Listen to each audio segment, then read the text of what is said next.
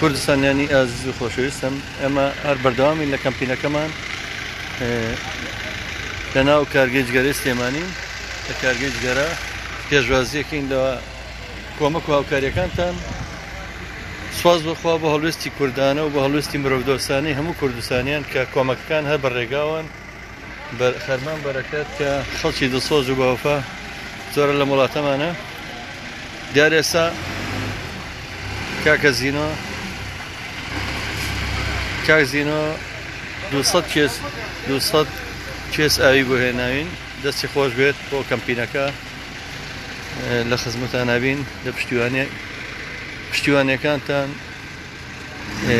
بەڕاستی ئۆپەڕی دڵسۆزیە زیاتر کوڕکینەیە بە براکوردەکانمان لە ڕۆژەوا بۆی بەرگەی ئەو هێرشە ناڕەوە و شۆڤینی و کۆنە پەرستی و گرنگەوە